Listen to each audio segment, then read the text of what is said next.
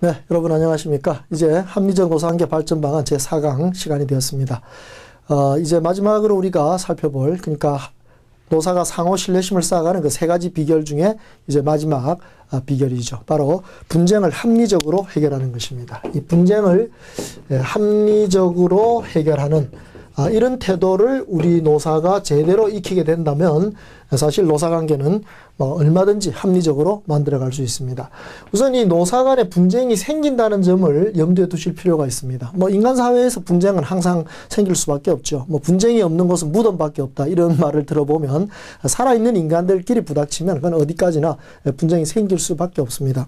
아무리 금슬이 좋은 부부라 하더라도 때때로 충돌하지 않습니까? 마찬가지로 노사관계를 때때로 이 부부관계에 비유한다면 정말 그 노사관계에 분쟁이 생긴다는 건 어쩌면 당연한 것일 수 있습니다. 그러니까 분쟁이 생기는 것이 문제가 아니고 오히려 그 분쟁을 어떻게 하면 합리적으로 풀 수 있는가 하는 이것이 더 중요한 점이라는 점, 이 점을 우리 노사가 꼭 좀 기억해 주시면 좋겠습니다. 그래서 어떤 사용자가 노조는 무조건 양보해야 된다, 절대로 이게 분쟁이 생기면 안 된다, 이렇게 해서 노사관계 끌어가시려고 하다 보면 거기에 이제 여러 가지 부당 노동행위라는 어떤 불법적인 방법이 나타나는 겁니다.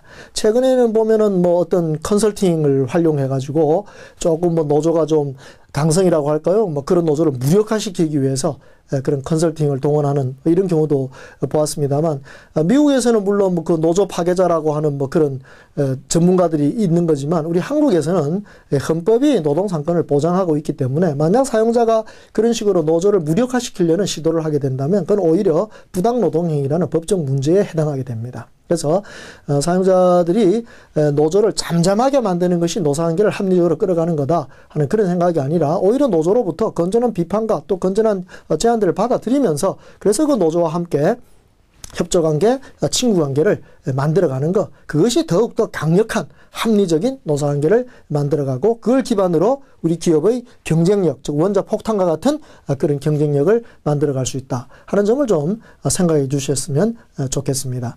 그런 잘못된 컨설팅을 동원해 가지고 그 나중에 생기게 된 여러 가지 부작용, 그리고 그 사회적인 비난, 이런 것들은 우리 기업이 쌓아온 명성을 하루아침에 없앨 수도 있는 것입니다. 그러니까 이런 점을 좀 잘 생각해 보신다면, 만약 노사 간에 분쟁이 생겼을 때 어떻게 푸는 것이 합리적으로 푸는 것인가 하는 것을 좀 제대로 생각해 볼 필요가 있다는 점, 이 점도 아시면 좋겠습니다. 제가 한 20년 이렇게 노사관계 현장을 쭉 돌아보면서 때때로 이렇게 분쟁을 해결해 주기도 하고 뒤에서 또 조언도 해주기도 하고 이랬습니다만, 그 노사 간의 분쟁을 푸는 유형이 4가지가 있습니다. 첫 번째는 힘으로 푸는 것이고, 두 번째는 법으로 푸는 거, 세 번째는 말로 푸는 거, 네 번째는 마음으로 푸는 겁니다.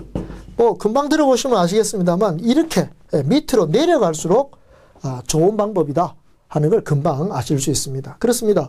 노사관계를 우리가 진단하면서 이 회사가 분쟁이 생겼을 때 어떻게 푸는가 하는 걸 이렇게 판단해 보면, 요 유형들이 딱 나타났을 때 결국 이 밑으로 내려갈수록 이 회사는 좋은 회사라고 말할 수 있는 겁니다. 그러니까 요즘 유행하는 말이 굿 컴퍼니, 좋은 회사보다는 그레이트 컴퍼니, 그러니까 위대한 기업으로 발전할 수 있게 하려면 결국 노사 간에 분쟁이 생길 때에도 이 아래쪽의 방법들을 동원해야지, 위쪽의 방법을 통해서 문제를 풀려고 한다면 그것은 그저 그런 회사에 불과할 뿐이라는 점, 이런 점도 제가 좀 지적해드리고 싶습니다.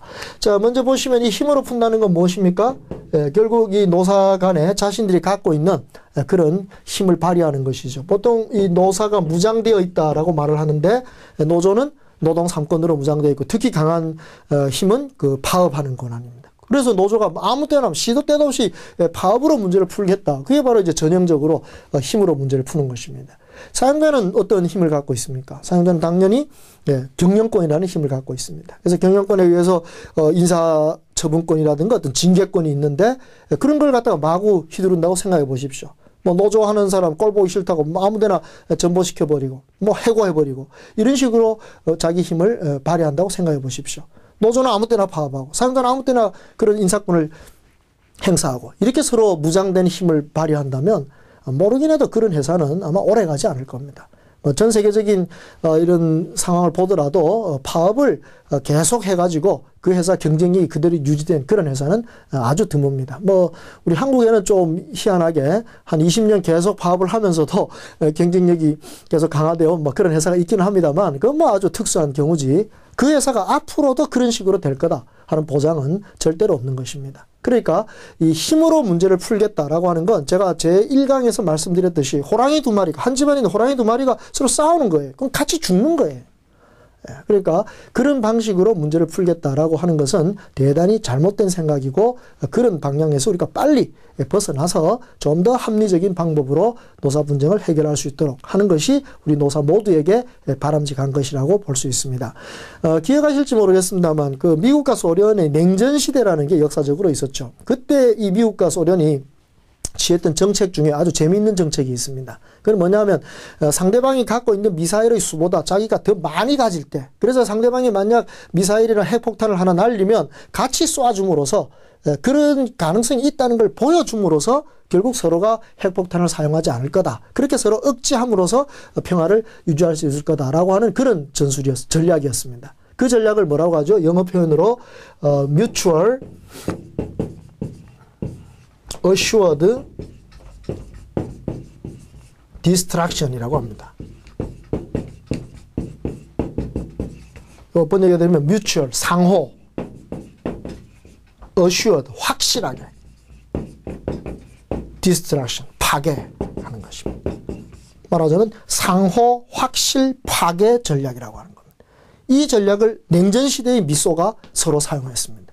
근데 이 전략을 아주 간단하게 줄여서 말하면 뭐라고 하죠? MAD, mad 전략이라고 합니다.